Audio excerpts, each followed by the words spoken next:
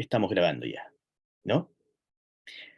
Le señalaba, ¿no es cierto?, que si bien esta es la actividad de inauguración del nuevo magíster en educación de la Universidad de los Lagos, eh, esta actividad, ¿no es cierto?, también se enmarca en un esfuerzo que lleva a cabo Gastón Cárcamo, ¿no?, que es el proyecto Archivo Oral Osorno Ciclovoces. Le tocaba a él presentarlo, pero por algún problema, sin duda, de conectividad, no pudo estar con nosotros, o ya estará con nosotros, ¿no? Y el proyecto Archivo Oral Osorno es un proyecto que ha ido poco a poco trabajando de la mano, ¿no es cierto?, del Departamento de Educación y también ahora del Magíster en Educación de la Universidad de los Lagos.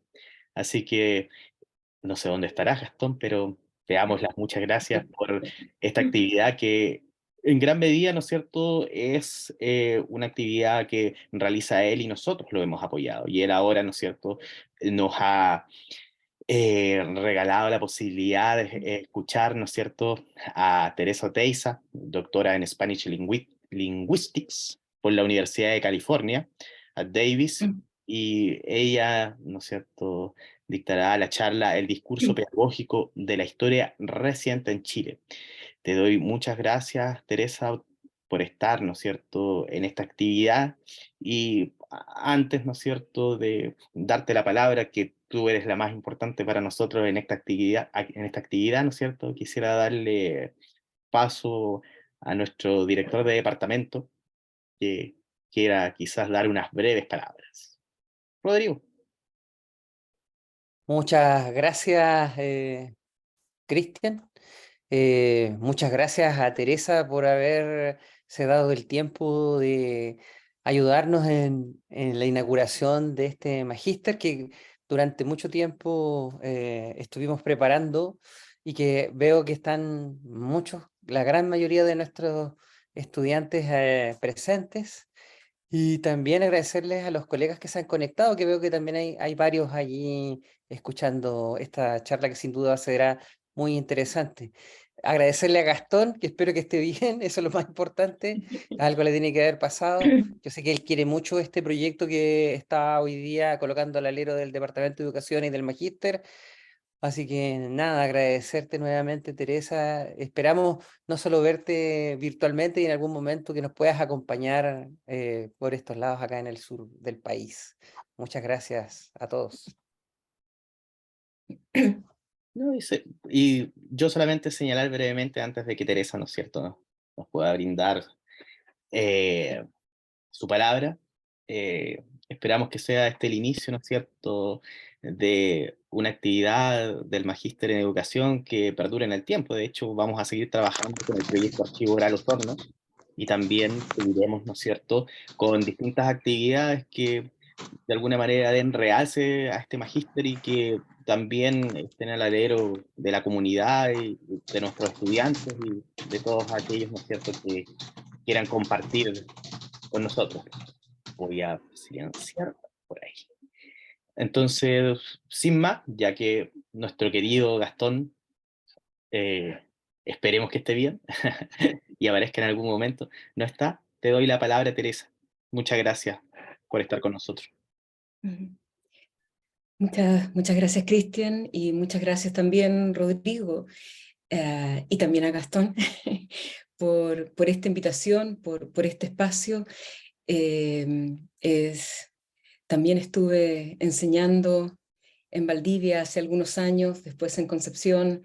Quiero mucho la Universidad de los Lagos, una querida profesor, Valesca Miller, enseña allá. En fin, digamos, le tengo un aprecio especial y entonces un gusto poder estar acá con ustedes y poder compartir parte de esta investigación con ustedes en este momento de inauguración, ¿no? De un magíster bueno, voy a hablar del discurso pedagógico. Tiene que ver también con el área de la educación o con una de las posibilidades, ¿no?, de educación. Eh, Acá en la primera lámina está la fotografía, está la portada de un libro en el que he trabajado, y obviamente mucha más gente ha trabajado durante ya varios años, y va a ver la luz este año. La iba a ver el año pasado, pero va a ser este año y en septiembre. Y dije, bueno, por alguna razón también va a salir en septiembre, ¿no? Porque tiene que ver con lo que pensamos tienen que recordar, y por lo tanto también lo que hay que olvidar, ¿no? Y lo que tenemos que enseñar como sociedad sobre el pasado reciente y la violación de los derechos humanos en el discurso pedagógico de la historia en nuestro país. Lo que les voy a presentar hoy día es un capítulo de este libro. Es un capítulo que tiene que ver con 30 años de recorrido de textos escolares de historia oficiales. En otros capítulos de este libro hay entrevistas a estudiantes de secundaria, focus group, entrevistas a profesores, análisis de interacción en aula, análisis también del informe RETIC y el VALEC, que hacen un giro o dan un giro muy importante en lo que aparece en los textos escolares, y eso espero poder mostrárselos también. Lo que aparece en los textos escolares después de la reforma educacional del año 99. Y la otra diapositiva, bueno, la otra fotografía, perdón, es una fotografía del último texto escolar que analizo del año 2020 y que da un énfasis especial a este trabajo de memoria realizado fundamentalmente por mujeres que incansablemente han buscado y han pedido justicia por sus familiares detenidos desaparecidos. En la portada del libro esa es una fotografía de este trabajo tan importante del artista visual Alfredo Yar. Claro, es una conceptualización, ¿no? Pero en estas mujeres aparecen ahí los rostros, ¿no? Y el día de ayer en un encuentro en la Católica habló Oriana Bernasconi, una socióloga de la Universidad Alberto Hurtado, que ha hecho un trabajo tan importante, sobre todo con los archivos de la memoria, y ella hablaba de que estos, ¿verdad?, son estas fotos desviadas, ¿no? Estas fotos carnet, estas fotos familiares que al final se transformaron en estas fotos de denuncia y de búsqueda por verdad y justicia de tantos familiares. Bueno, para enmarcar un poco por dónde va la presentación. Estamos entonces frente a un pasado traumático de una dictadura civil-militar de casi 17 años, ¿no? Y que estuvo marcado, como todos sabemos, por un terrorismo de Estado que no solo causó la muerte y desaparición de miles de personas, sino que de una manera también muy importante y crítica impactó el desarrollo social y cultural de la sociedad, y lo ha impactado hasta el día de hoy. Entonces, ahí hay un asunto del impacto social que a veces no dimensionamos lo fuerte que fue para todos nosotros y lo que sigue siendo. Y este obviamente es un triste contexto que compartimos en el Cono Sur, especialmente por la Operación Cóndor y por otras razones, con Argentina, Uruguay y Chile, ¿no? Y Peter Wynne nos dice que tuvo que pasar una cierta cantidad de tiempo antes de que la construcción de la era traumática de la dictadura y de las violaciones a los derechos humanos pudiera ser historizada y analizada. Y saco esta cita a colación porque efectivamente me interesa poder focalizar la presentación en el ámbito de la historización de la memoria, que es lo que hacen también en su recontextualización pedagógica los textos escolares.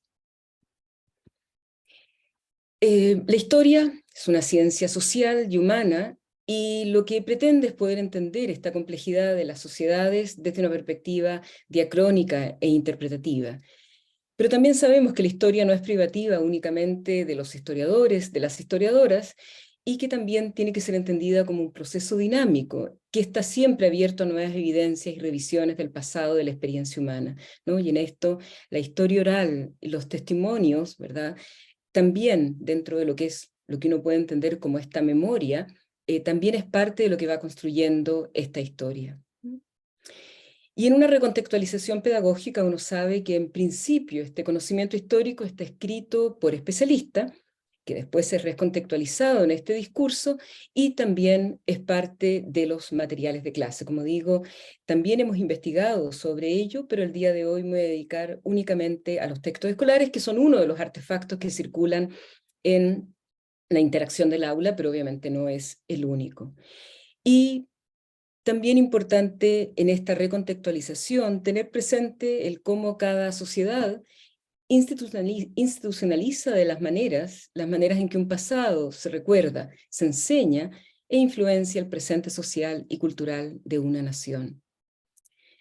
Entonces, comprender la historia en parte también es comprender cómo se construye la explicación del pasado y cómo se construyen los actores, los eventos, los procesos que participan en estas cadenas de causalidad que pueden ser más o menos complejas y en las que dialogan imágenes y palabras en una relación de intertextualidad. Y cuando estamos hablando de un pasado reciente, cuando estamos hablando de una historia reciente del país, y eso obviamente no es privativo al caso chileno, ¿no? Es tremendamente importante, es clave para la formación de las nuevas generaciones, para poder también colaborar y contribuir a la educación de ciudadanos más responsables y comprometidos con su relación social, con su realidad social. Y en esto, ¿verdad? Es esta realidad, sobre todo de un nunca más de violación a los derechos humanos, y pro derechos humanos, ¿no? De una manera activa, buscar el cuidado, la cautela de los derechos humanos, es algo que es compartido en Latinoamérica, pero también en otras partes del mundo, por ejemplo, en Alemania. Y aquí cito unas palabras de Mariana Chugar, investigadora uruguaya muy querida, cuando ella dice, en relación a este pasado reciente uruguayo, dictatorial uruguayo, que en realidad esta memoria social existe entre sujetos, no dentro de ellos, y cobra vida a través de la comunicación. Y para nosotros los lingüistas, esto es tremendamente importante, es decir, es en la interacción en donde nosotros vamos construyendo memoria. Y esa interacción está mediada de una manera muy importante por el lenguaje, aparte de otros modos semióticos. ¿Qué preguntas me gustaría abordar y contestar, aunque fuese parcialmente en esta presentación? ¿Por qué es importante la historización de la memoria en el proceso de pedagogización de la memoria de un pasado traumático reciente en el discurso escolar? ¿Y cómo ha evolucionado el proceso de historización de la memoria del pasado reciente dictatorial y de violaciones a los derechos humanos en el discurso pedagógico oficial en Chile?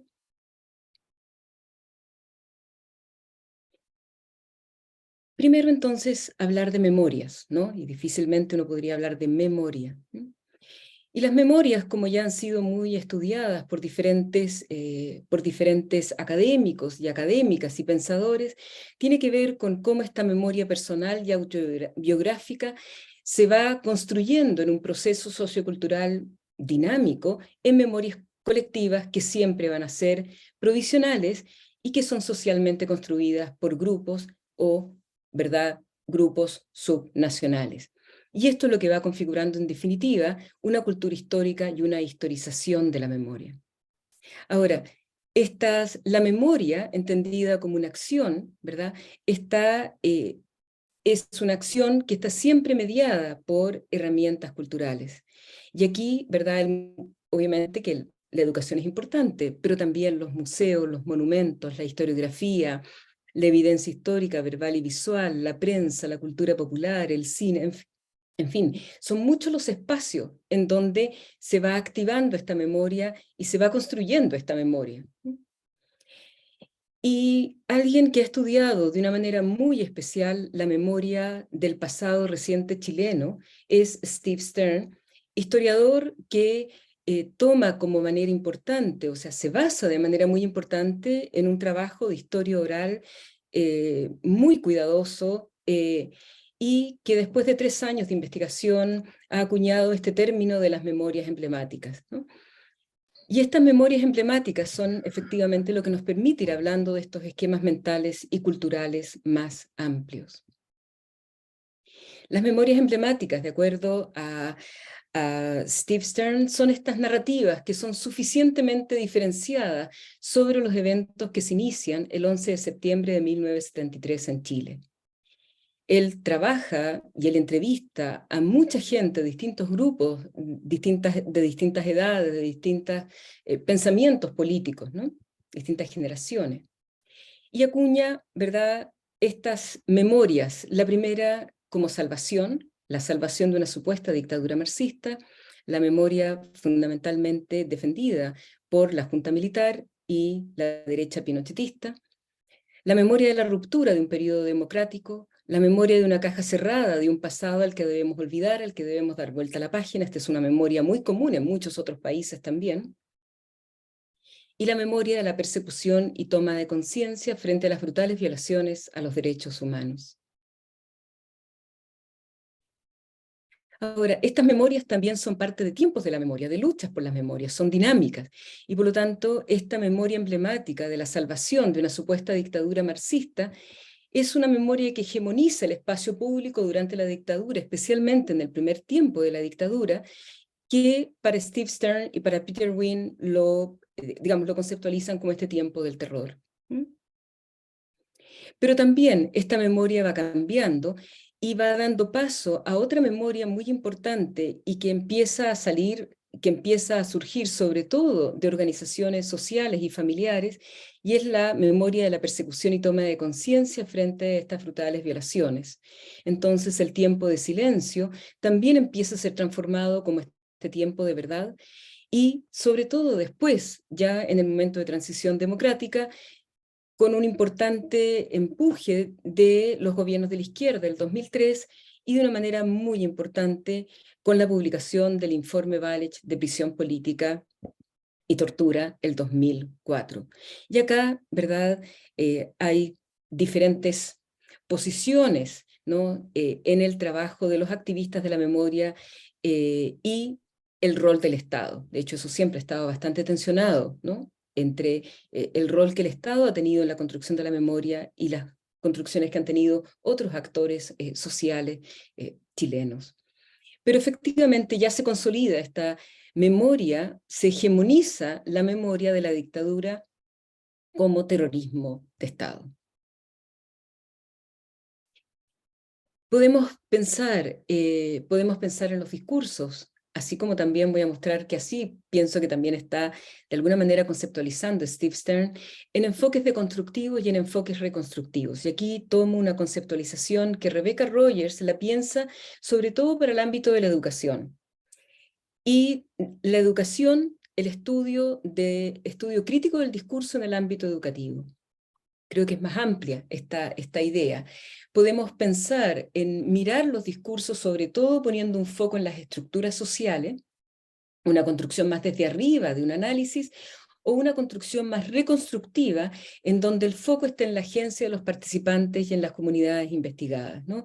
Y entonces poder trabajar y analizar discursos celebratorios, alternativos y de resistencia, o esta construcción más bien desde abajo, que también es en parte lo que hace Steve Stern cuando estudia estas memorias emblemáticas, que considera las estructuras sociales, pero también esta construcción de la memoria desde abajo y, ¿verdad?, este punto de inflexión o de giro o esta articulación con la que pensamos también se puede abordar, y es por lo menos la manera en que abordo este trabajo. La historización de la memoria.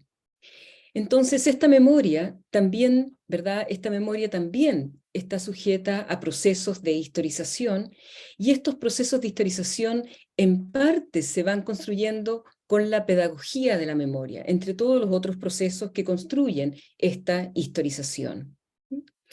Y parte del proceso de historización de la memoria también es de qué manera van contribuyendo las políticas públicas educativas, el currículum escolar y los textos escolares de historia en cuanto a documentos oficiales. Entonces, los ámbitos de la memoria histórica son muchos, como las comisiones de verdad, los archivos, los juicios, la pedagogía, la memorialización y la construcción de un campo de estudio. Y este proceso permitió que la memoria de las dictaduras como terrorismo de Estado se convirtiera en la memoria colectiva dominante, sino hegemónica, ¿no? Y esto es muy interesante y muy importante también que pueda transmitirse en una pedagogía, ¿ya? O sea, la memoria O sea, que el estudiante, que los estudiantes no solamente tengan acceso a algo que es muy valioso, que son las memorias personales individuales, pero que también tienen mucho de fragmentación, pero ponerle un sustrato histórico para poder explicar, para poder pensar y reflexionar sobre estos eventos y aprender de ellos, ¿no? Entonces hay un ímpetu de memorialización con los gobiernos, especialmente de Ricardo Lagos y Michelle Bachelet, pero insisto, no exento de tensiones entre el Estado y la sociedad civil. En términos de historización de la memoria y transmisión, lo entendemos como prácticas sociales concretas que influencian interpretaciones del pasado, del presente y futuro de una nación. Y esta es una práctica de construcción de memorias sociales y personales por parte también de los jóvenes que intentan dar sentido histórico a un pasado reciente y comprender las continuidades y rupturas entre los dos periodos de la democracia chilena. Entonces, estas memorias son procesos dinámicos que evolucionan junto con los procesos sociales y políticos que experimentamos como sociedades. En relación a los textos escolares de historia, entonces, como artefactos semióticos oficiales, si nosotros pensamos en los cambios históricos, ¿no? Con esta línea de tiempo de una dictadura militar, un periodo postdictatorial, hitos fundamentales del informe Rettig, el informe Valech, el Museo de la Memoria y Derechos Humanos, antes el de Memorial Parque por Villa La Paz, en fin, todos estos son eventos sociales fundamentales en la historización de la memoria que también van siendo recogidos por la reforma educacional, que se hace efectiva en el año 2000, y esta es una reforma amplia, ¿verdad?, que no solamente aborda la historia, y después, en particular, por la reforma curricular de la historia del año 2015.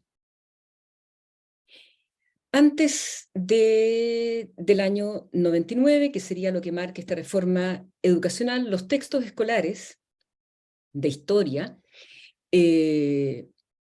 terminaban con el establecimiento de la Junta Militar en 1973. Luego de la reforma educacional, estos textos escolares cambian de una manera muy importante y se considera una unidad que se denomina en algunos textos régimen militar, en otros gobierno militar, y se incluye que hubo violaciones a los derechos humanos, si bien la narrativa histórica es conciliadora de la dictadura y de la transición a la democracia. En el año 2004 se produce un cambio fundamental, ¿no?, con el informe Valech y los textos escolares que empiezan a ser publicados, porque la inclusión a la violación de los derechos humanos ya empieza a dar cifras, ¿no?, y que son las que aparecen en este informe Valech. Menciona la práctica sistemática, antes se hablaba de violación, pero no de una práctica sistemática de tortura a más de 30.000 chilenos y chilenas. No, es una narrativa histórica marcada por una retórica de victimización y denuncia todavía. Y a partir del 2013 y 2015 coexisten las etiquetas de régimen militar, gobierno militar, dictadura en los textos escolares de historia, y de parte del currículum escolar y de los lineamientos curriculares no se pide, ¿verdad? Cada grupo editorial puede decidir la nominación. Cambio importante a partir del 2015 es el que ya esta unidad se denomina dictadura. Y los textos escolares ya no hablan de un régimen militar, de un gobierno militar, y hablan de el quiebre de la democracia y la dictadura militar, o dictadura militar, transición política y desafíos a la democracia en Chile. Bueno, 2019, la historia empieza a ser enseñada solo hasta segundo medio, y ese es el año en donde se enseña historia reciente de Chile. Bueno, el corpus de los textos escolares que les quiero mostrar, un análisis, va a ser bastante sintético el análisis por tiempo, pero espero poder dar un panorama general. Son para tercer y cuarto año de enseñanza secundaria. Los primeros se enseñaban en cuarto, después van a ser todos tercero y después va a empezar a ser segundo medio. Entre 1990 y 2020 se utilizan en más del 90% de los establecimientos educacionales chilenos, ¿no? Sobre todo post-reforma educacional. Esto es más válido post-reforma educacional. Han ganado una licitación del Ministerio de Educación, los podemos denominar producto semiótico oficial, y lo que analizo es periodo postdictatorial, pre- y post-reforma educacional del año 1999. Las editoriales que dominan la producción de los textos, Santillana, Zigzag, SM, MN, y obviamente muchos de ellos ahora ya con ediciones virtuales.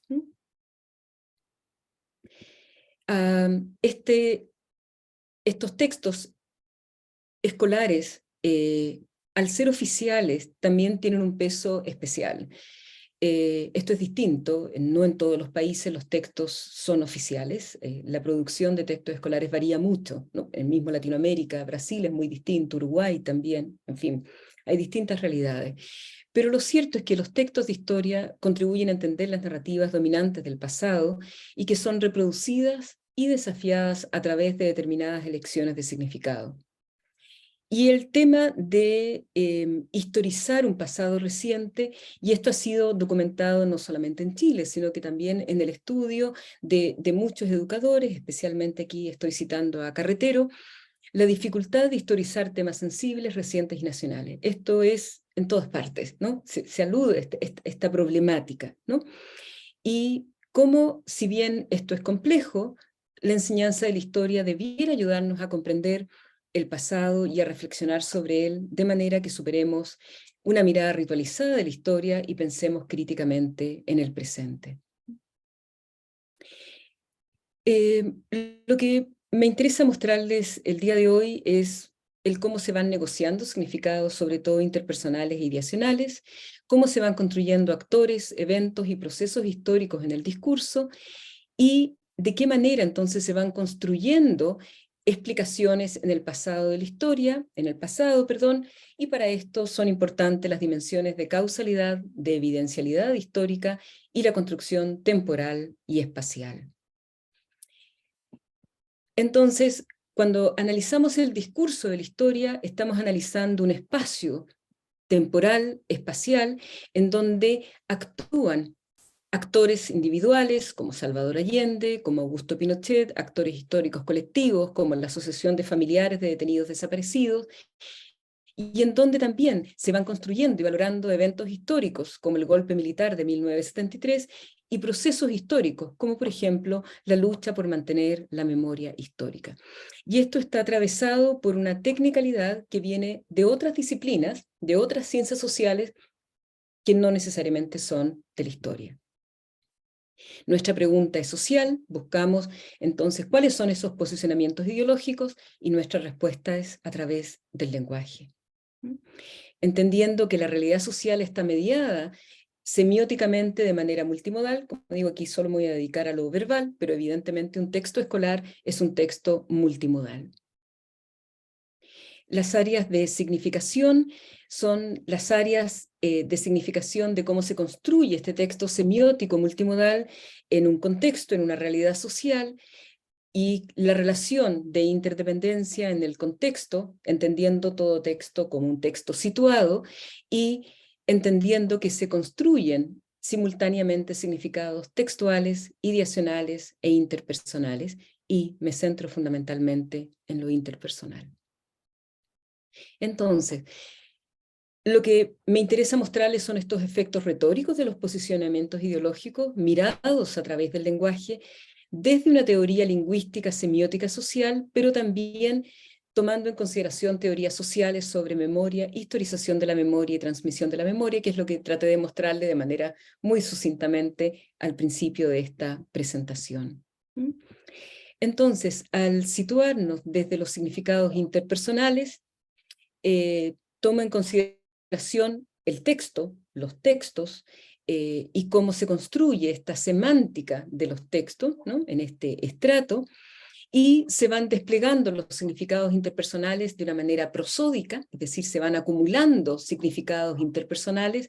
La idea de prosodia la toma Halliday de la fonética, la toma, ¿verdad?, de esta tonalidad, los textos se van coloreando con ciertos significados interpersonales en el estrato semántico discursivo del lenguaje, y entonces tomo como herramienta analítica este sistema de valoración que les voy a explicar brevemente a continuación.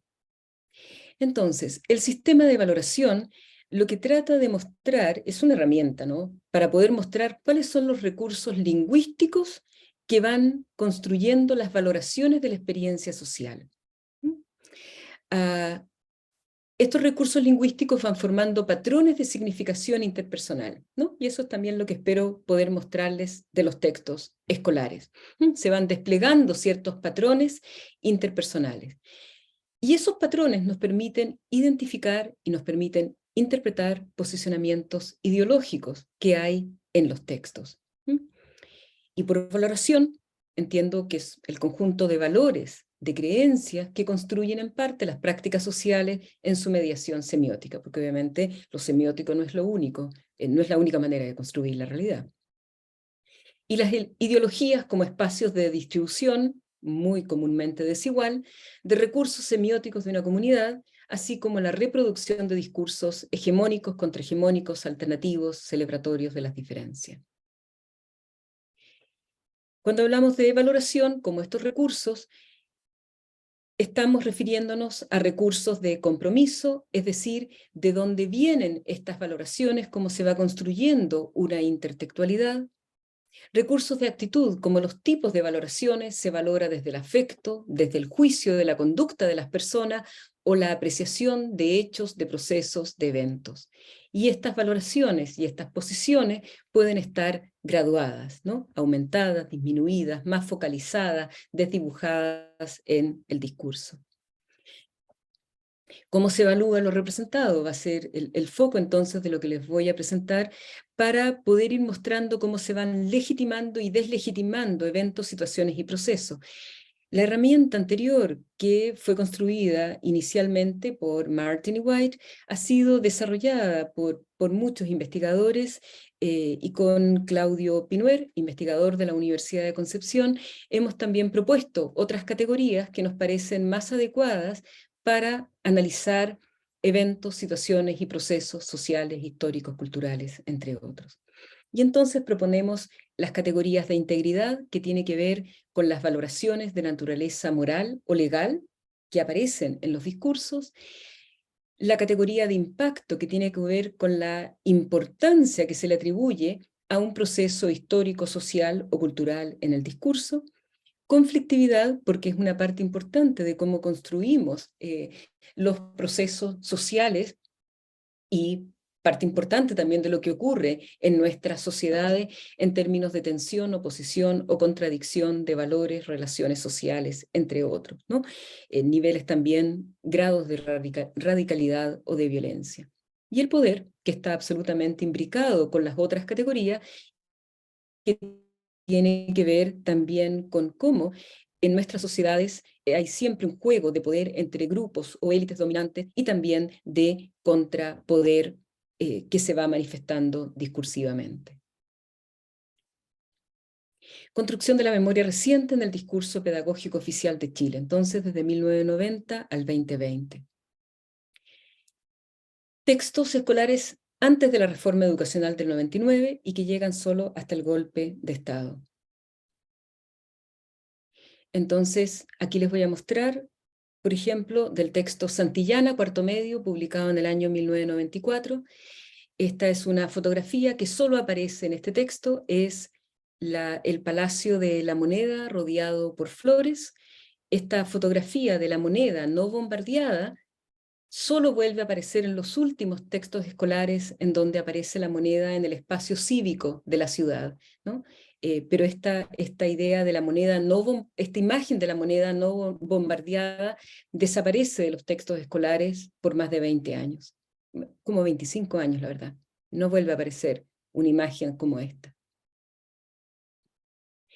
Santillana, 1994. El experimento duró 1043 días y desembocó no solo en un fracaso total, sino en el derrumbe abrupto y definitivo del régimen político en que vivíamos desde 1925. Se sucedían las tomas y los incidentes de violencia y terrorismo, como destrucción de bienes, heridos y muertos. Se sucedían también las huelgas y manifestaciones públicas de los opositores al régimen. Solo había una fuerza capaz de impedir el enfrentamiento y dar una salida, aunque fuese provisoria, a la crisis que culminaba de manera tan dramática. Esa fuerza eran los institutos militares.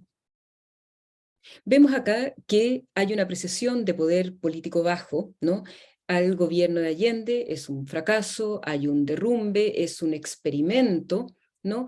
Y hay una apreciación también de no solamente de poder político bajo, sino que también de conflicto alto, y que se va evocando a través de estas tomas, destrucción de bienes y heridos y muertos, huelgas y manifestaciones, junto entonces con valoraciones de integridad negativa, ¿no? Entonces se va construyendo un conflicto alto, una integridad negativa, y esta fuerza capaz, que tiene un poder militar alto, de impedir este enfrentamiento, ¿no? Frente a este conflicto, son las fuerzas entonces de los institutos militares, que si los consideramos como un colectivo humano, reciben una valoración de juicio de capacidad positiva.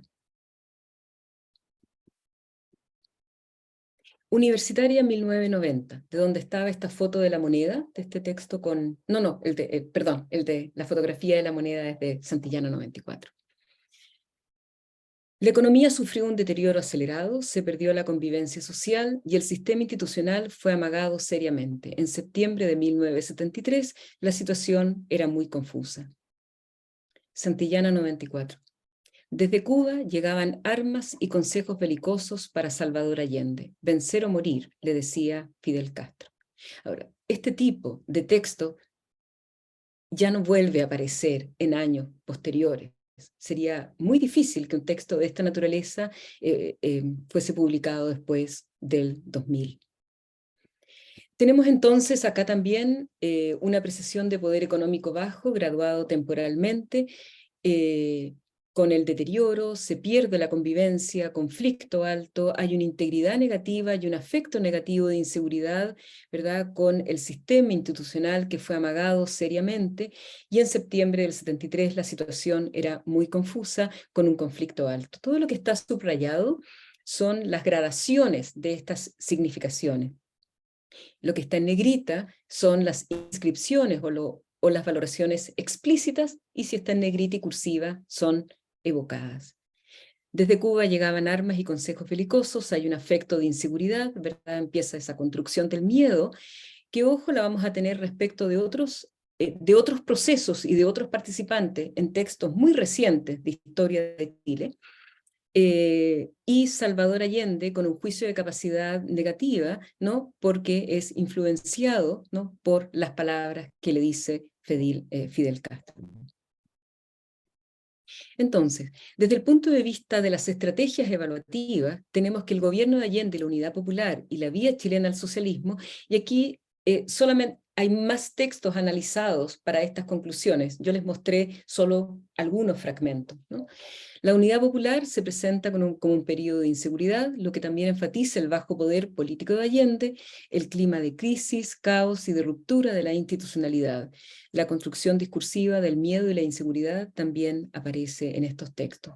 El gobierno de Allende, ¿verdad? En términos del razonamiento histórico, se presenta como la causa directa de la, comillas, intervención militar, debido al clima de violencia y la crisis política. Todo esto altamente intensificado y cuantificado. El presidente Salvador Allende, desde el punto de vista de las estrategias evaluativas, se lo posiciona, se lo presenta como un presidente que recibe presiones de otros, internas y externas, ¿verdad? Y las causas de la intervención militar. Aquí se presenta la justificación de la intervención militar del 73, imbricado con la amenaza del supuesto régimen marxista y la inconstitucionalidad del gobierno de Allende. Hay un deber moral de los militares de salvar al país de un régimen marxista totalitario. El gobierno de Allende, de la Unidad Popular, como causa directa de la interrupción de una larga tradición democrática en el país. Textos escolares publicados del 2000 al 2009, aquí, como les comentaba, ya se incluye la violación a los derechos humanos como parte de la temática, y aparece en todos los textos, salvo uno, hasta el presente, la moneda siendo bombardeada. Incluso en los últimos textos en que en la portada, la portada, por ejemplo, del 2019, aparece la moneda, que les digo, vuelve a aparecer recién la moneda del 2019, no siendo bombardeada, al interior del texto escolar aparece una fotografía en distintos, no exactamente esta, pero aparece la moneda siendo bombardeada. Muchas veces incluso en el principio de la unidad, ¿no? Como un collage con otras imágenes. Mare Nostrum 2009. Estudiar la historia de las últimas décadas de nuestro país no es fácil, por varios motivos. Los hechos que se estudian son próximos. Se trata de sucesos abiertos, cuyo desenlace final todavía es incierto. Los resultados podrían aparecer parciales o incompletos, porque no se tiene una perspectiva global y se desconocen todas sus repercusiones. Entonces aquí ya cambia de una manera muy importante el cómo se presenta esta historia reciente a los estudiantes.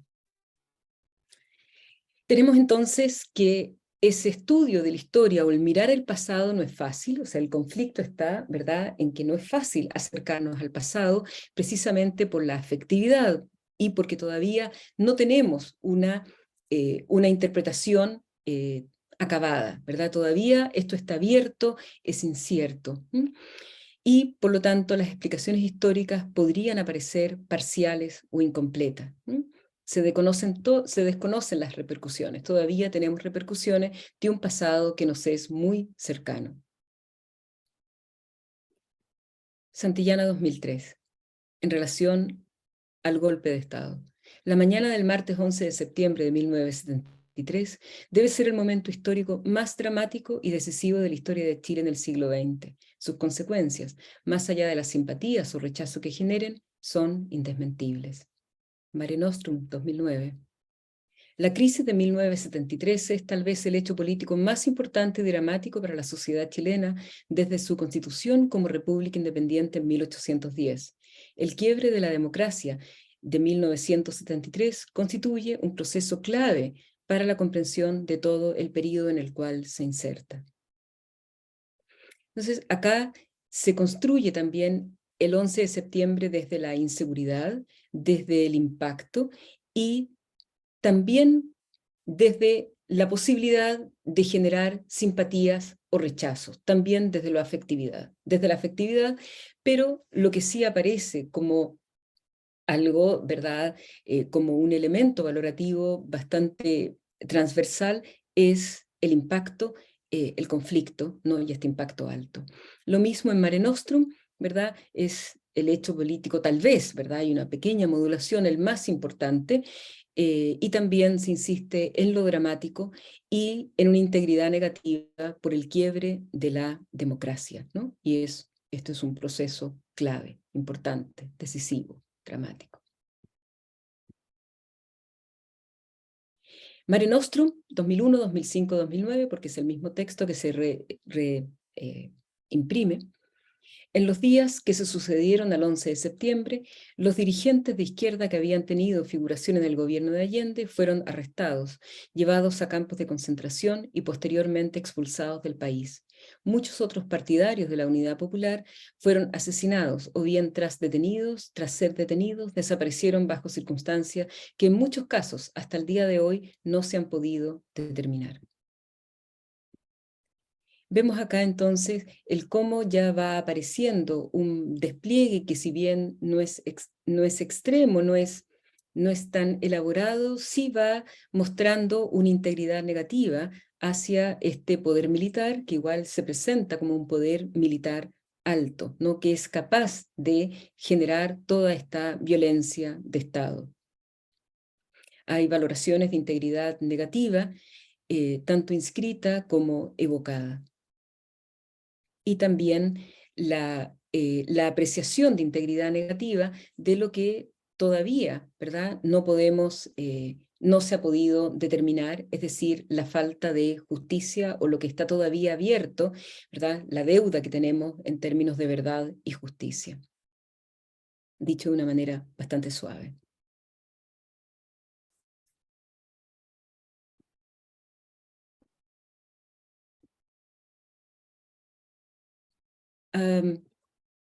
De Mare Nostrum 2009,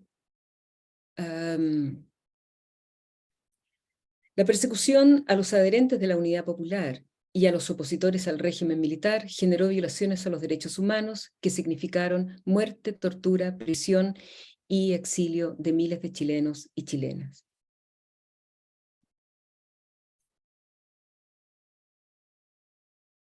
De Santillana 2003, la violación a los derechos humanos sigue siendo un conflicto que no termina de ser resuelto por la sociedad chilena. Entonces aquí vemos, ¿verdad?, esta idea de no solamente de la presentación de una integridad negativa y del poder militar, sino también a través, sobre todo, de recursos de gradación, el cómo está estos juicios que tienen que ver con cómo, como sociedad chilena, no hemos sido capaces de construir un proceso con verdad y justicia. Entonces, en estos textos, el gobierno de Allende, la Unidad Popular y la vía chilena al socialismo siguen recibiendo fuertes evaluaciones negativas por la crisis económica, política y social. Como les digo, no les puedo mostrar todos los antecedentes de estas estrategias evaluativas. Fuertes evaluaciones negativas del gobierno de Allende como un régimen totalitario y marxista, y la sociedad chilena representada como demandando un cambio desde fuertes evaluaciones afectivas como demandar, malestar y rechazo. El gobierno de Allende, de la Unidad Popular, como causa directa del golpe militar, que descansa en el miedo e inseguridad respecto de la amenaza de un régimen marxista y en la crisis que experimentaba el país, en especial durante el último periodo del gobierno de Allende, ¿no? Pero esto también va a empezar a ser modulado porque también se construyen los factores de la intervención militar como una demanda de una parte importante de la sociedad chilena y también como la representación de la sociedad chilena fuertemente polarizada, ¿no? Basada en afectos y en apreciaciones. Hay una prosodia evaluativa construida mediante recursos de impersonalización, existencialización de los eventos, tremendamente graduada temporalmente, y hay un reconocimiento explícito del conflicto social, de las diferentes interpretaciones del pasado y de la profunda polarización de la sociedad chilena. Por otro lado, respecto de las violaciones de los derechos humanos, es un discurso que está centrado en los procesos y hecho de la violación a los derechos humanos, un discurso de denuncia centrado en las víctimas, ¿no? Hay todavía un discurso muy de la victimización de la represión del Estado. También aparecen, aquí no se los pude mostrar, organismos estatales de represión como la DINA, la CNI, de violación sistemática a los derechos humanos, y las Fuerzas Armadas como responsables de crímenes. Un reconocimiento explícito de las dificultades para tratar un pasado nacional sensible y reciente, y los conflictos y la polarización del país en relación con el gobierno de Allende y el golpe de Estado que no se han resuelto y que siguen en disputa. Entonces, como un pasado sensible. Y por último, los textos escolares publicados entre el 2010 y el 2020, que es hasta donde termino de analizar en este libro, y en donde, como les digo, ya aparece claramente la unidad dictadura militar. En estos textos también creo que es importante hacer notar el cómo se sitúa la noticia del golpe de Estado en el ámbito latinoamericano y la violación a los derechos humanos también en el ámbito latinoamericano y en el ámbito internacional, ¿no? Esta es la portada del diario español La Vanguardia, el 13 de septiembre de 1973, y entonces se le dice al estudiante, ¿verdad?, el cómo esta noticia del golpe de Estado dio la vuelta al mundo, ¿no? Y en esta imagen se observa la portada del diario español La Vanguardia informando de este acontecimiento de la tragedia de Chile. Entonces no es un evento que queda solamente circunscrito, ¿no?, al espacio nacional, sino que también tiene una repercusión que es mucho más amplia. Y esto viene de Santillana 2020. SM 2017-2019, la llegada al gobierno de Salvador Allende, líder de la izquierda chilena, mediante una elección democrática, fue interpretada por Estados Unidos como una amenaza. Santillana 2020, el quiebre institucional del 11 de septiembre de 1973 implicó una fractura a nivel político, social y cultural. Dada su relevancia y complejidad, este acontecimiento ha sido interpretado desde distintas perspectivas y revisado por numerosos historiadores, cientistas políticos, sociólogos y otros investigadores nacionales y extranjeros interesados en comprender qué factores llevaron a una sociedad como la chilena a un alto grado de polarización. Entonces, bueno, acá el miedo se construye sobre todo desde el participante de Estados Unidos. Es decir, Salvador Allende es una amenaza para Estados Unidos y hay muchas instancias más, aquí les muestro una, de cómo se mira, ¿no? Cómo se visualiza desde este norte no tan poderoso la llegada de Salvador Allende a la presidencia. Y después, este quiebre institucional del 11 de septiembre, o este golpe, ¿verdad?, porque va siendo denominado de diferentes maneras, recibe una integridad negativa, se habla de esta fractura a nivel político, este conflicto alto, ¿no?, la complejidad que esto tiene, y sobre todo se insiste en las diferentes perspectivas que hay sobre este evento y sobre este proceso. Entonces, las distintas perspectivas sobre el gobierno de Allende y también sobre el 11 de septiembre. Santillana 2020. Como ya viste en la unidad 3, desde la década de 1960 se desarrollaba en Chile un ambiente de intensa polarización política y social. En 1970 fue elegido Salvador Allende como presidente de la República e implementó un programa de reformas estructurales en la vía chilena al socialismo. La polarización social se agudizó, despertando respuestas radicales. El 11 de septiembre de 1973, los militares, apoyados por civiles de la oposición a Allende, dieron un golpe de Estado que puso fin al gobierno de la Unidad Popular. Este hecho, que conocerás y analizarás desde distintos puntos de vista, dio inicio a una dictadura que se prolongó por casi 2 décadas y se caracterizó por la supresión del Estado de Derecho, las violaciones sistemáticas de los derechos humanos, la instalación de un nuevo modelo económico y la configuración de una nueva institucionalidad política a través de la Constitución de 1980. Entonces acá, ¿verdad?, se vuelve a tomar, ¿verdad?, este conflicto alto, esta apreciación negativa de la polarización, de la situación de polarización radical que está viviendo el país, ¿no?, con un conflicto alto, el golpe de Estado con una valoración de poder militar alto, un conflicto alto, y también este poner fin al gobierno de la Unidad Popular, que evoca también el bajo poder con que es mirado este gobierno de la Unidad Popular. Y luego, si bien hay una integridad negativa, también está esta idea, ¿verdad?, de que hay distintos puntos de vista respecto de la dictadura y, por otro lado, ¿verdad?, esta presentación de las violaciones a los derechos humanos como violaciones sistemáticas. Entonces, lo que estamos mirando acá es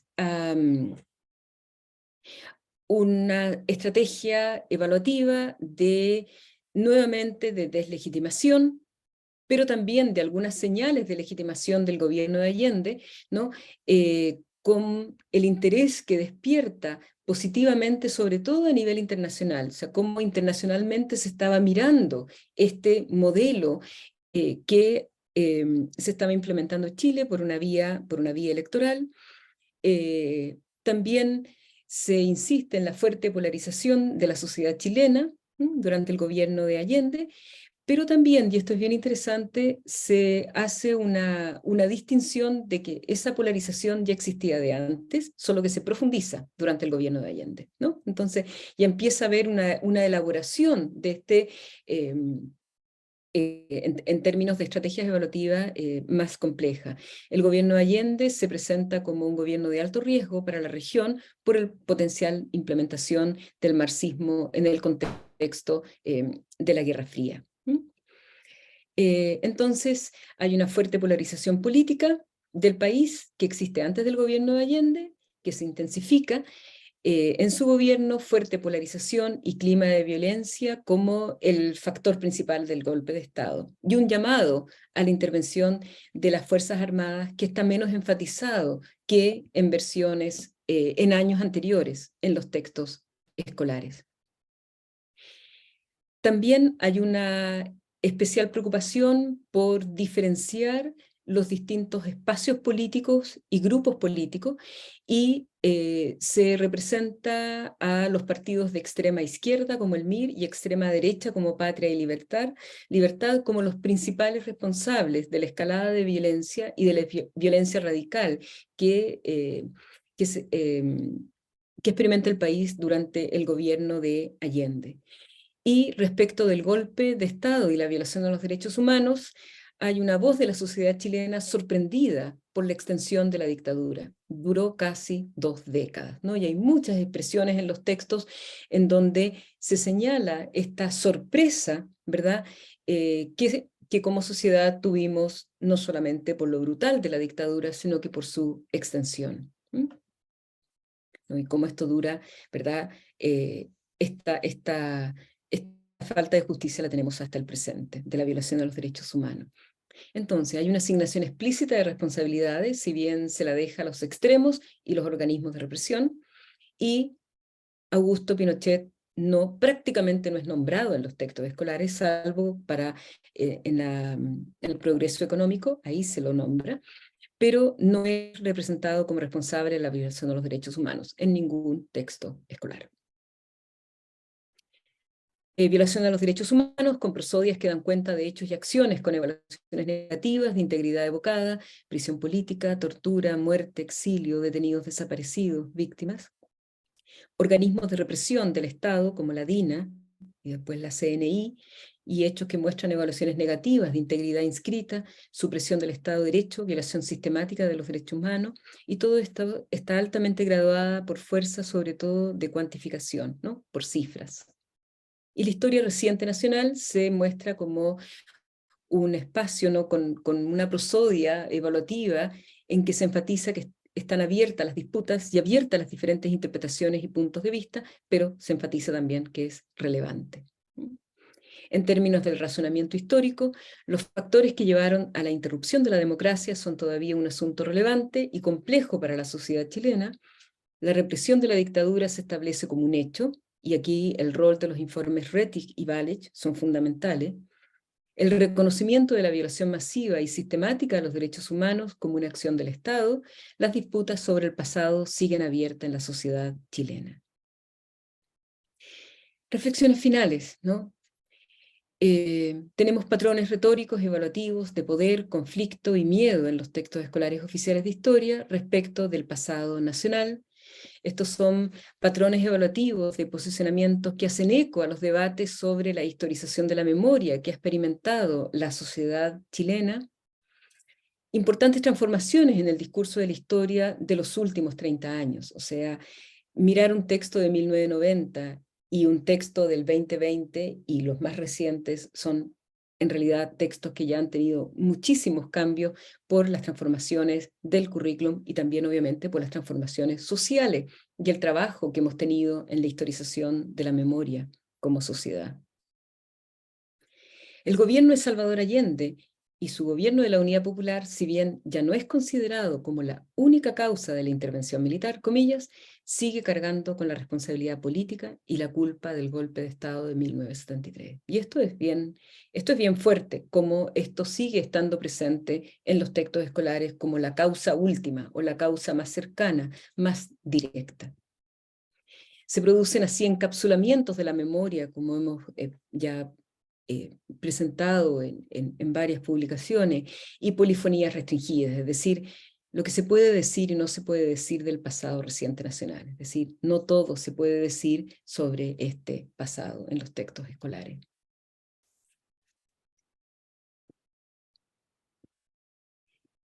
Entonces, estas disputas sobre el pasado reciente nacional siguen abiertas en la sociedad chilena según los textos escolares, y tal vez estas, pienso, son algunas de las más importantes, entre otras.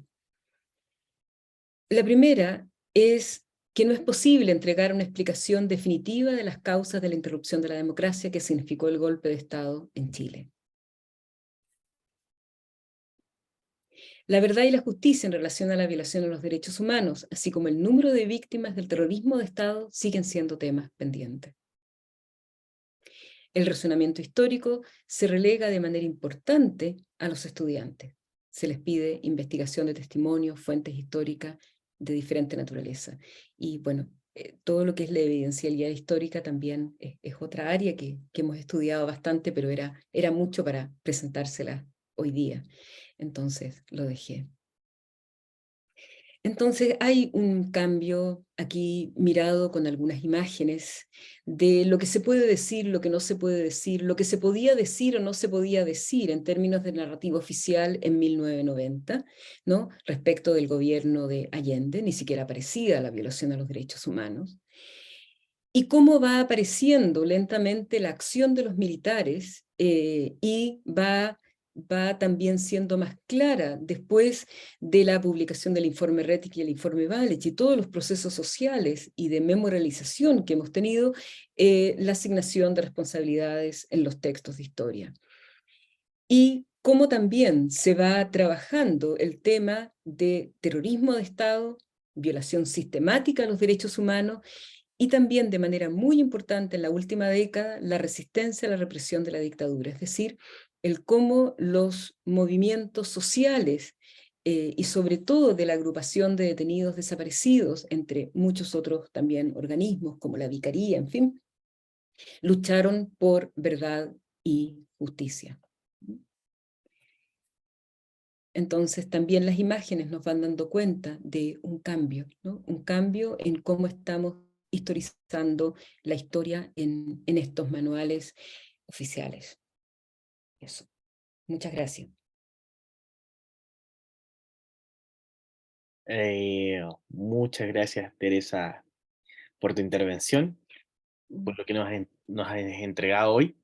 Eh, y quisiera dar paso a algunas preguntas, pero antes de dar paso a esas preguntas, ¿no es cierto? Apareció un desaparecido Gastón que tuvo problemas de internet, me dijo por interno, así que le doy paso a una breve intervención de Gastón para que también nos pueda dar sus palabras iniciales que las dará en el momento final. Gastón.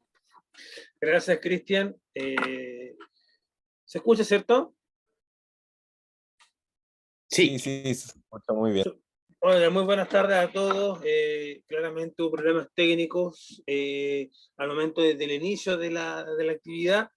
Agradecer de antemano y un muy fuerte abrazo a la profesora Teresa Oteiza, a quien tuve el agrado de contactar desde el año pasado, desde el año 2022, y quien ya desde un primer momento aceptó esta invitación ante este incipiente proyecto del Archivo Oral Osorno, que justamente hoy tuvo además el privilegio de sumarse de forma activa al Departamento de Educación de la Universidad de los Lagos y especialmente de poder ser parte de esta charla inaugural del nuevo Magíster en Educación de la misma casa de estudios. Y yo creo que qué más atingente que hablar sobre el discurso pedagógico de nuestra historia reciente, que es algo que está en boga claramente, y yo me quedo con que justamente lo que decía la profesora Oteiza al final, de qué es lo que podemos decir y qué no respecto a nuestra historia reciente. Yo creo que ese es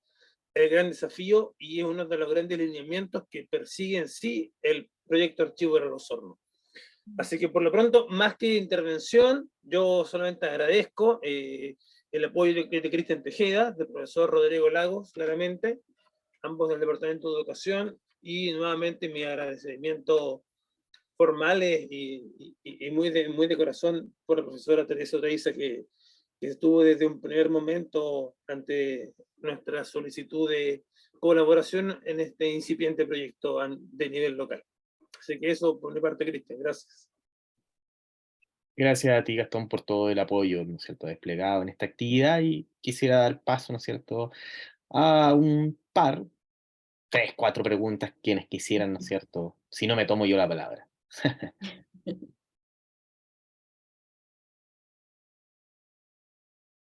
Bueno, yo antes aprovecho también, ahora que lo veo a Gastón, de agradecerle esta invitación y sobre todo de este ciclo, ¿no? Que también he tenido el gusto de, de escuchar, ¿no? A escuchar a varias de quienes han estado presentando. Así que muchísimas gracias, ¿no? Feliz de ser parte de, ah, de esta iniciativa que, bueno, es tremendamente relevante, creo yo, y tiene tantas aristas. Así que muchísimas gracias, Gastón. Cristina levantó la mano. Cristina Arancilla. Adelante, Cristina. Sí, muchas gracias. Felicitar a Teresa por esta presentación tan completa, tan bonita, Teresa. Muchas gracias. ¿Ah? Observar de esta presentación, quisiera observar más, porque es tan completa, la verdad, que solo que me queda observar, y como no sé si es preguntas, tal vez un comentario, ¿no? Todo lo que tú muestras, Teresa, por ejemplo, dice aquí el quiebre institucional, la polarización social, la supresión del Estado, o sea, estas encapsulaciones que hay, que tú lo dices, ¿no? Se encapsula este conocimiento y en el fondo todo, y el no desencapsular el conocimiento aparece, digamos, concentrado en nominalizaciones que quedan al profesor y al estudiante para ser entendido. ¿Ah? Tras esas encapsulaciones hay cualquier cantidad de acciones, hay experiencias, hay movimientos, hay un montón de cosas que quienes vivimos ese periodo, por ejemplo, ¿qué hay tras la supresión del Estado de Derecho? O sea, el no poder votar, entre otras cosas, y tantas cosas dejaron de existir, tantos derechos ya para nosotros quienes vivimos en esa fecha. La otra cosa que me llamó la atención también de este libro de texto, cuando muestran el impacto internacional que tuvo, cómo da vuelta al mundo esta noticia. ¿Ah? En ese sentido me llama la atención que los libros se interesen, se enfoquen sobre el impacto internacional, y mientras tanto nosotros escuchábamos los bandos militares por la radio. O sea, me pareció impactante ese tipo de información y cómo eso constituye parte de un texto. Eso nada más. Muchas gracias. No, gracias, gracias, Cristina. En realidad, claro, lo que tú dices tiene que ver también con algo que también hemos investigado y que, bueno, tomando también de otros autores, pero hemos trabajado como estos microespacios de práctica de la memoria, que es la sala de clase, ¿no? Porque efectivamente una cosa es el texto escolar y otra cosa también es lo que está pasando en la sala de clase entre los estudiantes, los profesores, los materiales que trae el profesor, la profesora a la clase, y en eso también hay algunos análisis que hemos hecho de interacción en el aula que son tremendamente interesantes cuando, por ejemplo, un profesor va desempaquetando, como dices tú, estas nominalizaciones y va trabajando con los estudiantes, bueno, ¿qué significa violencia? ¿Qué significa escalada de violencia? ¿Qué significa violencia estatal? ¿Qué significa violencia generalizada? Es decir, y cómo tenemos que tener mucho cuidado, dice el profesor, de cómo usamos esos términos, ¿no? Tratando, ¿verdad?, de ir haciendo reflexionar a los estudiantes sobre las responsabilidades de los diferentes actores, y que si no, bueno, es como una crisis, ¿no? Como una crisis, los errores del pasado, empieza todo a quedar en un mismo espacio, cuando en realidad eso no nos ayuda a pensar, no nos ayuda a pensar históricamente. Entonces, sí, hay un trabajo precioso de profesores, de profesoras del aula, en donde también a través de testimonios, de visitas a museos, a Villa Grimaldi, en fin, y de un trabajo incluso, ¿verdad?, con documentales en la clase, van enriqueciendo y van poniendo más rostros a lo que un texto escolar trabaja de una manera mucho más fragmentada y mucho más sucinta. Pero aún así, aunque sea un texto que uno lo puede criticar por su fragmentación, porque no profundiza, como digo yo, en este razonamiento histórico, y se lo deja a los estudiantes, o se lo deja al profesor, a la profesora, de todas maneras estos textos muestran una evolución nuestra como sociedad respecto de ese pasado. Y muestran también cómo la historiografía ha ido impactando, junto con los documentos oficiales, ha ido impactando lo que nosotros estamos construyendo como estas narrativas que ya consideramos aceptables. Y por eso me parece tan importante cuando ya se dice, bueno, ya no podemos hablar de régimen militar, tenemos que decir que es dictadura, ya no es una elección. Bueno, tienen que pasar muchos años para que eso ya salga de la discusión, pase al currículum oficial y llegue a un texto escolar y pase a ser una narrativa aceptable, ¿no?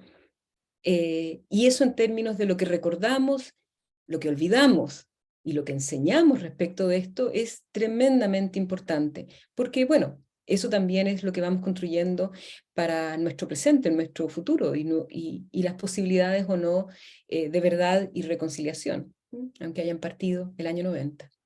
Gracias, Teresa. Sí. ¿Preguntas por ahí? ¿Preguntas? Porque si no, yo me voy a tomar la palabra. Hay por ahí Valesca. Sí, primero que nada quiero saludar y dar un tremendo abrazo a la distancia a Teresa, mi profesora, mi formadora en los estudios del discurso. Y bueno, decir, Teresa, estoy tremendamente agradada y gustosa de haberte escuchado nuevamente, ver todo lo que ha avanzado esta investigación que has llevado adelante por tanto tiempo, ¿cierto? Y cómo se va renovando, cómo se va cambiando, cómo cambia la memoria, ¿cierto? Y tomando otros rumbos.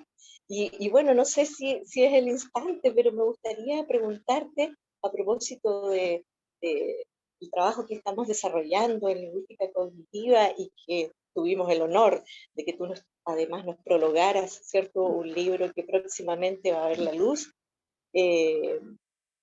Preguntarte un poquito a propósito de la temática de la lingüística cognitiva, ¿cómo puede complementar o si sientes tú que de alguna manera se compatibiliza con la teoría de la valoración al momento de establecer ciertas interpretaciones del discurso que estamos mirando? ¿Verdad? Porque, no sé, bueno, lo pensé mientras estabas dándonos cuenta de todo esto, ¿cierto? Y a propósito también de la construcción de la memoria, por este tema que también Halliday saca, que es la mirada trinocular, ¿cierto? Entonces yo pensaba, bueno, tal vez esto aquí, cuando hablamos de la construcción de la memoria desde arriba, desde abajo, podemos pensar también en las metáforas que están incluidas allí, que tienen que ver con esquemas de imagen, de posición, ¿cierto? Aquella metáfora que dice, arriba es feliz, ¿cierto? Abajo es triste, ¿cierto? Que también de alguna manera nos impulsan a ampliar la comprensión de estos discursos y de toda esta configuración, ¿cierto? Ideológica que podemos ver ahí. No sé si puedo hacer un poquito esa pregunta, aparte de agradecer, por supuesto, tu presencia aquí. Gracias, Valesca. También te mando un abrazo grande a la distancia. Un placer para mí leer el libro que ustedes trabajaron. Y sí, me hizo pensar mucho. Y de hecho, varios estudiantes de nuestro doctorado en lingüística trabajan desde la lingüística cognitiva y teníamos una discusión ayer en clase, en el seminario, bueno, hasta dónde el poder sistematizar respecto de las valoraciones podía ser complementado con las metáforas conceptuales, ¿verdad? Desde una lingüística cognitiva. Y bueno, la realidad discursiva es tan compleja que efectivamente no hay una sola manera de abordarla. O sea, una manera de abordarla puede ser sociosemiótica, pero otra puede ser también desde la metáfora cognitiva. Y de hecho, si nosotros pensamos en desde las teorías de la memoria, lo que hace Steve Stern es precisamente trabajar con estos esquemas mentales más amplios y que son compartidos. Entonces, estos esquemas mentales o estas memorias emblemáticas a las que se refiere Steve Stern son efectivamente esquemas de pensamiento que se traducen en determinadas metáforas conceptuales, o no, pero sí son esquemas de pensamiento. Entonces, En el momento en que uno aborda un texto situado, uno aborda desde una determinada pregunta los textos, creo que estas teorías son teorías que son complementarias, así como, por ejemplo, las teorías de la memoria vienen sobre todo de psicología social. Entonces, yo situada desde una sociosemiótica, he dialogado con teorías sociales con un fuerte raigambre por un lado histórico, pero por otro lado de psicología social. La psicología social es la que más ha trabajado, por ejemplo, el trauma, ¿no? Entonces, sí, de todas maneras, o sea, esta construcción que termina, ¿verdad?, lexicalizándose como una metáfora conceptual, bueno, también hay evaluaciones allí, ¿no? Entonces, uno podría mirar esas evaluaciones en términos como de la prosodia de las evaluaciones que terminan cristalizándose en una metáfora conceptual. Ahí creo que recién contesté algo de tu pregunta, pero creo que por ahí va, ¿no? O sea, porque efectivamente la metáfora conceptual viene de una construcción en el texto. ¿Mm? O sea, hay marcas, hay huellas, ¿no?, de estos esquemas mentales antes de poder conceptualizarla, que es una abstracción del analista, ¿no? Entonces, en estas huellas, la valoración podría contribuir, sobre todo desde el punto de vista de la acumulación de significados. Damos Muchas espacio para... gracias. Ah, Valesca iba a agradecer. Valesca, por favor. No, dar las gracias a Teresa y nada, bien, y dar paso a quienes quieran intervenir también. Demos paso a una última preguntita, ¿no? Quien desea, y si no insisto, me tomo la palabra.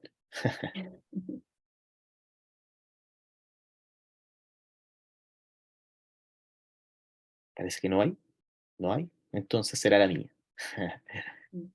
Me preguntaba cómo un trabajo como el tuyo, crees tú, Teresa, puede realzar lo que se denomina una pedagogía de la memoria, ¿no?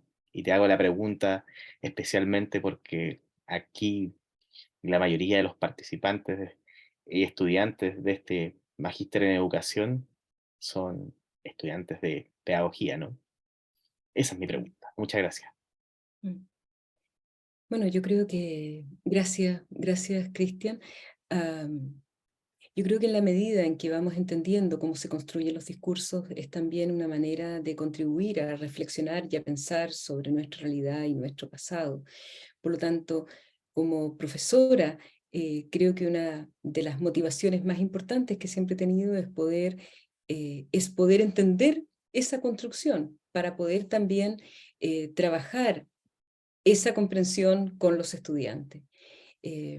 Si nuestra realidad social está mediada de una manera fundamental semióticamente, ¿no?, ya sea en modo semiótico visual, gestual, verbal, en fin, todos los modos semióticos, ¿no?, y toda la medialidad, ¿no?, con la tecnología que nos permite construirlo, bueno, ahí tenemos un elemento que es fundamental de trabajar con los estudiantes, ¿no?, de detenernos a prestarle atención a cómo se construyen estos modos semióticos. Y desde ese punto de vista creo que el poder ir manejando con ellos, aunque sea una mínima tecnicalidad, es tremendamente importante. O sea, tener un lenguaje para hablar sobre el lenguaje, tener un metadiscurso para poder hablar sobre el lenguaje, para poder referirnos a los procesos, ¿no? Creo que eso es tan importante para no simplificar la enseñanza y para no simplificar también las reflexiones. Porque analizar el lenguaje o escribir el lenguaje, en realidad, o sea, o escribir el lenguaje, escribir es un proceso heurístico, es un proceso de construcción del conocimiento, y por lo tanto son herramientas que todo profesor tendría que tener. Y de hecho, cuando Halliday presenta esta teoría, lo que más le importa es que esta sea una teoría, como él dice, applicable, que sea aplicable, que sea algo útil, no solamente para un lingüista, sino que para otras disciplinas. Y entonces, junto con eso, y yo creo que es un poco lo que veo que también Gastón ha tratado de poner de relieve en este ciclo, es que necesitamos un trabajo más transdisciplinar e interdisciplinar. ¿no? Entonces, como digo, para mí ha sido tan importante, para mí, para mi equipo, el poder leer lo que dicen educadores, poder leer lo que dicen historiadores, sociólogas, psicólogos, psicólogas, en fin. Yo solo haría un llamado para que ahora nos lean los lingüistas, ¿no? Que creo que ese diálogo, bueno, tenemos que construirlos entre todos y como profesores no nos podemos restar. Y tenemos que pensar que siempre el estudiante puede más de lo que nosotros estamos pensando que puede, ¿no? Y creo que desde ese punto de vista, bueno, tenemos una tremenda responsabilidad como profesores.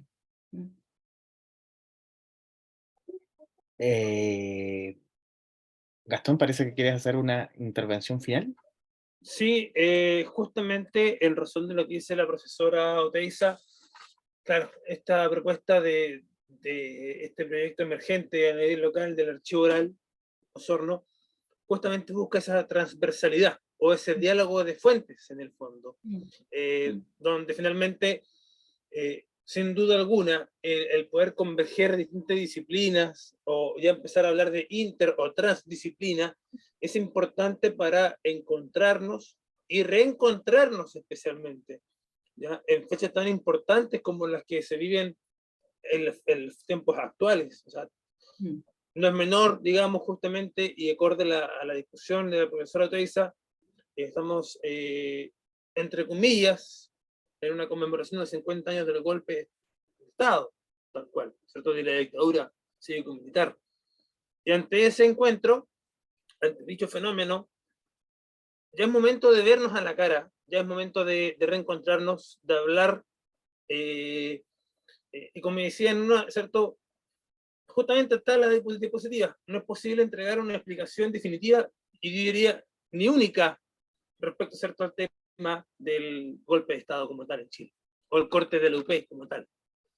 Y para eso ya es momento de un poco entrar en el plano del diálogo intercultural, del vernos cara a cara, quizás un poco también de desacademizar la academia y hablar, ¿cierto?, con la ciudadanía de base, que es justamente lo que busca este proyecto. Así que el que haya estado la profesora Oteiza el día de hoy es justamente una muestra más de lo que busca este proyecto, que es el dialogar desde distintas disciplinas, desde distintos conocimientos especialmente, desde distintos puntos de vista y concepciones de vida finalmente.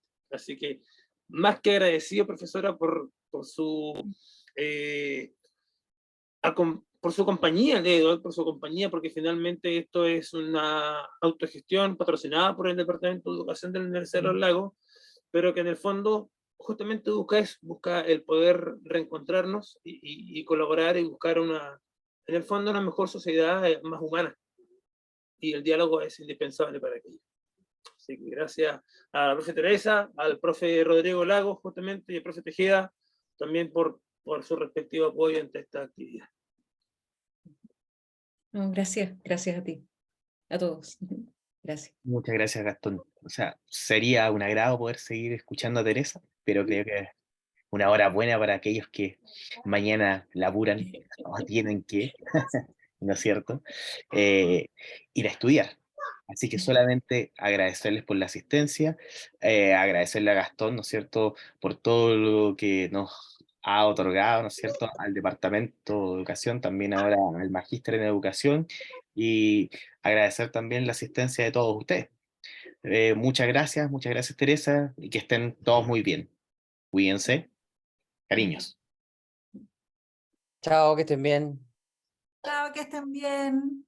Chao, gracias a todos. Muy bien, Cuídense, chao, chao. gracias. Chao, cuídense. Chao, Teresa. Chao, muchas A gracias. todos.